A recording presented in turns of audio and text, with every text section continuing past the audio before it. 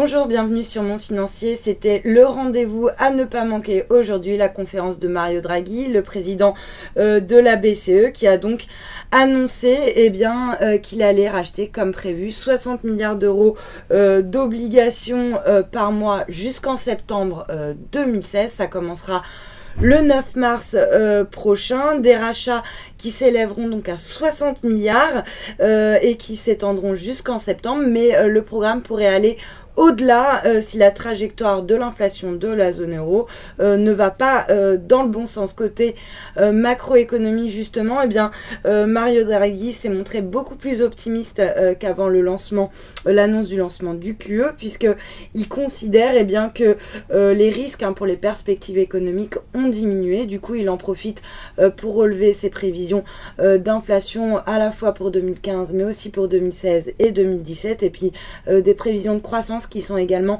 révisées à la hausse, notamment pour 2015, la BCE qui prévoit désormais 1,5% contre 1% en décembre dernier. Donc une banque centrale qui se montre quand même beaucoup plus optimiste quant aux perspectives macroéconomiques. Et puis un autre élément que les marchés attendaient avec impatience, c'est la liste des institutions qui sont éligibles donc à ce fameux programme. Donc on voit ici la liste des institutions. À noter qu'elle ne pourra acheter que des emprunts d'État de catégorie d'investissement, ce qui veut dire de facto que la dette grecque ne sera pas éligible donc au programme de la BCE. La Grèce qui a d'ailleurs fait l'objet d'une grande partie des discussions, puisque la BCE a annoncé qu'elle ne pourra pas racheter des emprunts grecs. Pour autant, la BCE a quand même relevé le plafond du programme de liquidité d'urgence, le programme dit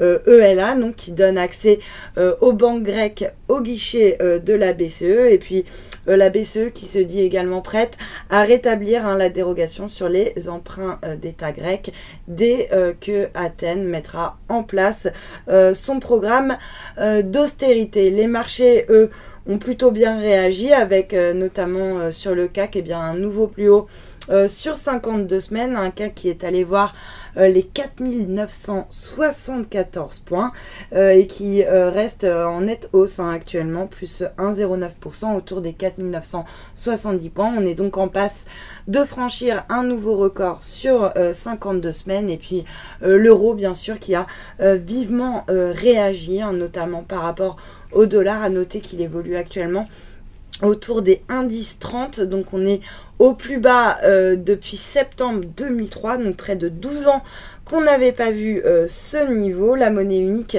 qui est même allée tester un plus bas en séance autour des 1,1005, mais pour l'instant le seuil des 1,10 par rapport au dollar tient bien, parce que c'est un seuil technique très important, mais on sent que le marché souhaite vraiment tester justement ce seuil important, et qu'il selon les observateurs devrait enfoncer prochainement ce seuil. Et puis à noter que l'euro a chuté finalement face à l'ensemble des devises, puisque il recule aussi nettement par rapport au yen pour revenir finalement autour de l'équilibre à 132,57 yens.